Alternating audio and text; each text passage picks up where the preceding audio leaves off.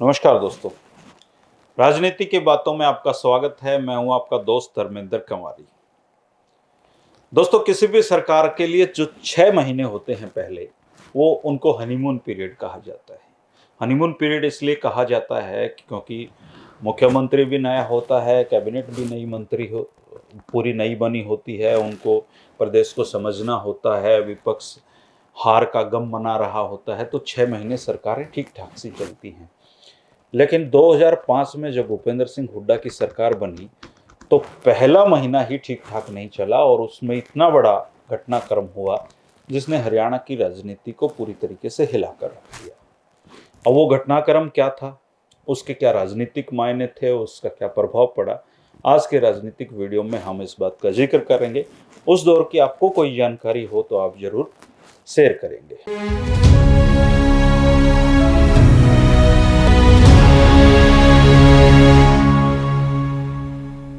5 मार्च 2005 को भूपेंद्र सिंह हुड्डा मुख्यमंत्री बनते हैं। चौधरी भजनलाल उनके रास्ते में खड़े थे। चौधरी भजनलाल के पास उस समय 37 विधायकों का समर्थन हासिल था, लेकिन मुख्यमंत्री की रेस में हुड्डा इसलिए आगे निकल गए क्योंकि अहमद पटेल ये तय कर चुके थे कि हरियाणा प्रदेश के मुख्यमंत्री भजनलाल नहीं बल्कि भूपेंद्र सिंह हुड्डा होंगे। भजनलाल ने लास्ट समय तक कोशिशें की। वो इस बात पर भी मान जाते कि भूपेंद्र सिंह हुड्डा की जगह अगर आलाकमान किसी जाट मुख्यमंत्री को बनाना चाहता है तो चौधरी बंसीलाल को बना दे। अब चौधरी बंसीलाल 1999 में अपनी सरकार टूटने के बाद राजनीति से एक तरीके से दूर होते चले गए।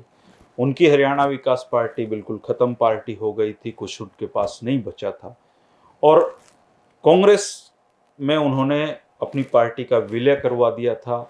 अब सुरेंद्र सिंह को वो राजनीतिक अपना जो कुछ पूंजी थी उनके पास वो सौंप चुके थे और तोसाम से सुरेंद्र सिंह विधायक बने थे। ले देकर हविपा के जो पाले में उस समय जो कांग्रेस कोटे से 3 सीटें उनको मिली थी, एक लोहारू से सोमवीर सिंह और एक अब तोसाम से सुरेंद्र सिंह और बवानीखेड़ा से रामकिशन फौजी, तो वो कहीं मुख्यमंत्री की दौड़ में नहीं थे, लेकिन मंत्री निश्चित तौर पर सुरेंद्र सिंह को बनना था। ये बात बंसीलाल जी भी अच्छी तरीके से जानते थे। ऐसा बताया जाता है कि जब ये तय हो गया कि भूपेंद्र सिंह हुड्डा ही मुख्यमंत्री बन रहे हैं और भजनलाल जी को संदेश भेज दिया गया, तो चौधरी भजनलाल ने बंसीलाल जी को फ़ोन किया था लैंडलाइन पर और कहा था कि क्या मैं आलाकमान को ये कह दूं कि अगर आप मुझे मुख्यमंत्री नहीं बना रहे हैं तो आप बंसीलाल जी को बना दीजिए। तो बंसीलाल जी का ये जवाब था कि मैं बहुत साल मुख्यमंत्री रह चुका हूँ, अब मेरा कोई मन नहीं है। दूसरा, आप जो कह रहे हैं उसको किसी को मानना नहीं है उस बात को, इसलिए आपने बहुत साल आप भी मुख्यमंत्री रह लिए, अब चुपचाप घर बैठने का समय है। और इसको हरियाणवी में कहूँ तो उन्होंने भजनलाल जी को कहा था कि अब तेरे पल्ले कुछ नहीं बचा है, आराम से जो वो कह रहे हैं वो ले ले। तो इस तरीके से भूपेंद्र सिंह हुड्डा मुख्यमंत्री बने थे। उनकी कैबिनेट में सुरेंद्र सिंह कृषि मंत्री थे, ओम प्रकाश जिंदल पावर मिनिस्टर थे। अब ओम प्रकाश जिंदल जी की बात करें तो हरियाणा की राजनीति में ओम प्रकाश जिंदल जी बहुत बड़ा नाम थे और इससे बड़ा नाम वो उद्योग की दुनिया में थे। मेरा जो गांव कंवारी है उससे 2-3 किलोमीटर दूर ही उनका गांव नलवा पड़ता है। बेहद गरीब और बहुत संघर्ष के दौर में वो गांव से निकलकर आगे बढ़े, उद्योग स्थापित किए, हजारों लोगों को नौकरियां दी और उद्योग की दुनिया में बहुत बड़ा नाम वो बने। उन्होंने राजनीति में भी हाथ आजमाया, उसमें भी सफल रहे, लेकिन चौधरी भजनलाल के साथ उनकी कभी नहीं बनी। अलग अलग, एक तो हिसार से चूंकि दोनों संबंध रखते थे, एक दूसरे को हराने की कोशिश भी करते थे, एक ही पार्टी में रहते हुए तो उनकी आपस में ठनी रहती थी। ओम प्रकाश जिंदल जी किसी भी सूरत में यह नहीं चाहते थे कि भजनलाल मुख्यमंत्री बने और उन्होंने काफ़ी विधायकों को इसके लिए तैयार किया कि पर्यवेक्षकों के सामने जब अकेले में बातचीत हो तो वो चौधरी भजनलाल के नाम पर असहमति जताएं। और यही सबसे बड़ा फैक्टर था कि जो 3 पर्यवेक्षक जो कांग्रेस ने नियुक्त करके भेजे थे, उन्होंने अपनी रिपोर्ट में ये कहा कि जो अधिकांश विधायक हैं चौधरी भजनलाल को मुख्यमंत्री नहीं बनाना चाहते थे। हालांकि अहमद पटेल ने यह पहले ही तय कर लिया था कि भूपेंद्र हुड्डा मुख्यमंत्री होंगे, लेकिन भजनलाल के मुख्यमंत्री ना बनने की राह में चौधरी सुरेंद्र सिंह अंदर खाते, उनको पता लग गया था कि जो कांग्रेस आलाकमान है वो उनको मुख्यमंत्री नहीं बना रहा है, तो वो फिर भूपेंद्र सिंह हुड्डा के साथ ही जाना ही उनको ठीक समझा। इसके पीछे और कई कारण हैं, क्योंकि भजनलाल और बंसीलाल जी में कुछ बहुत ज़्यादा राजनीतिक दुश्मनी तो नहीं कह सकते उसको, लेकिन अच्छे बुरे अनुभव कई प्रकार के उनके थे। इसके अलावा जो भूपेंद्र सिंह हुड्डा हैं वो लो प्रोफाइल तब तक थे। चोई बंसीलाल से मिलने के लिए वो अक्सर भिवानी जाया करते थे। विजय निवास जो चोई बंसीलाल का घर है, वहाँ आपको ऐसी सैकड़ों कहानियाँ बताने वाले मिल जाएंगे कि यहीं बैठकर हुड्डा सारा दिन सिगरेट पीते रहते थे और चोई बंसीलाल से 2 मिनट की उनकी मुलाकात हो पाती थी और वो उनको प्यार से भूपी ही कहा करते थे। इवन सुरेंद्र सिंह जो उनकी सरकार में कैबिनेट मिनिस्टर थे, वो भी भूपेंद्र सिंह हुड्डा को एक ज़माने में और भूपी क्या हाल है कहकर ही संबोधन किया करते थे, क्योंकि उनका रैंक तो बड़ा था, वो बड़े थे, लेकिन वक्त का तगाजा देखिए, अब वो हुड्डा मुख्यमंत्री थे और उनके बेटे बंसीलाल जी के उसमें कैबिनेट मिनिस्टर थे।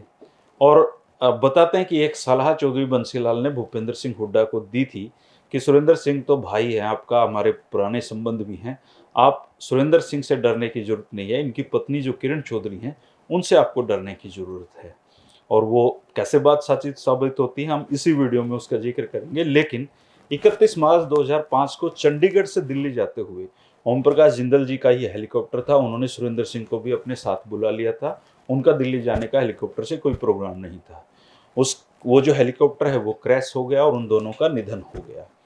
उस समय हिसार में और भिवानी में देश के इतने वीआईपी लोग पहुंचे थे जिसकी कल्पना करनी भी मुश्किल है। मैं खुद उस समय एक प्रतिष्ठित अखबार में उप संपादक के पद पर था और इस जो पूरे दुखद घटनाक्रम था इसकी कवरेज कर रहा था। मैंने खुद इतने बड़े बड़े नेताओं को देखा जिनकी उस समय उनसे मिल पाना या उनको साक्षात देखना बहुत मतलब एक दुर्गम सी बात थी। इसके बाद 5 जून को 3 उप विधानसभा के उपचुनाव होते हैं और ये सरकार के लिए भी पहली परीक्षा की घड़ी थी, लेकिन माहौल पूरा तरीके से कांग्रेस के पक्ष में था। तोसाम और जो हिसार था उसमें सिंपैथिकल लहर थी। तोसाम से सुरेंद्र सिंह के निधन के बाद उनकी पत्नी किरण चौधरी की हरियाणा में एंट्री हुई थी। विधानसभा से पहले वो राज्यसभा में भी कोशिश कर चुकी थी लेकिन हार गई थी, लेकिन इस बार तो माहौल पूरी तरीके से उनके पक्ष में था। हिसार से सावित्री जिंदल जी को टिकट दी गई थी जो ओम प्रकाश जिंदल जी की पत्नी थी, तो वहाँ पर भी कोई कंपटीशन किसी से नहीं था। इनेलो और भाजपा ने अपने कोई प्रत्याशी इन दोनों जगह पे नहीं उतारे थे। सहानुभूति की लहर थी, सबको पता था एक तरफा चुनाव है। और जो भूपेंद्र सिंह हुड्डा है उनको 6 महीने के अंदर विधानसभा में पहुंचना जरूरी था, क्योंकि हमारे यहाँ विधानसभा परिषद जैसी कोई व्यवस्था नहीं है कि वहाँ के रास्ते से आप विधानसभा में जाएं। तो 6 महीने के अंदर चुनाव जरूरी था। तो श्री कृष्ण हुड्डा को उन्होंने जैसे तैसे मनाया, उन्होंने किलोई से सीट खाली कर दी। किलोई में जो भाजपा है और इनेलो है उन्होंने अपने प्रत्याशी उतारे। आज़ाद सिंह अत्री शायद इनेलो के प्रत्याशी थे और रामबज हुड्डा भाजपा के प्रत्याशी थे। भाजपा के प्रत्याशी बीच चुनाव में ही बैठ गए क्योंकि उनको पता था बहुत चुनाव अलग तरीके का है। आज़ाद सिंह अत्री जरूर चुनाव लड़े, लेकिन जब चुनाव परिणाम आए तो तीनों ही जगह पर जो प्रत्याशी थे, किलोई से भूपेंद्र सिंह हुड्डा और तोसाम से किरण चौधरी और सावित्री जिंदल, तीनों 1 लाख से ज़्यादा मतों से जीते। किरण चौधरी सबसे ज़्यादा इन तीनों में से जीती थी। 1,25,000 के करीबन वोटों से वो चुनाव जीती थी और आज तक वो वहीं से विधायक बनती आ रही हैं। फिर वो भूपेंद्र सिंह हुड्डा की कैबिनेट में मंत्री बनती हैं, सावित्री जिंदल जी भी मंत्री बनती हैं और इस तरीके से फिर सरकार की गाड़ी आगे चलती है। लेकिन जो बंसीलाल जी ने किरण चौधरी के बारे में भूपेंद्र सिंह हुड्डा को आगाह किया था, वो सारी चीज़ें फिर सामने आती हैं, क्योंकि 10 साल किरण चौधरी और भूपेंद्र सिंह हुड्डा का अलग अलग मुद्दों पर टकराव होता रहा। एक पार्टी में रहकर भी ये एक पार्टी के नहीं हो पाए। आज तक दोनों के बीच में टकराव देखने को मिलता रहता है। भूपेंद्र सिंह हुड्डा के जो टर्म है उसके दौरान प्रमुख जो राजनीतिक घटनाएं हुई थी उनका हम आगे के वीडियो में जिक्र करेंगे। फिलहाल आज के वीडियो में इतना ही दोस्तों। अगर आपको भी उस दौर की कोई जानकारी हो, याद हो, तो आप ज़रूर कमेंट करेंगे। और अगर आपने चैनल को सब्सक्राइब नहीं किया है तो आप चैनल को सब्सक्राइब कर लें। 3 बजे राजनीति की बातों में मुलाकात होती रहेगी। शुक्रिया, नमस्कार।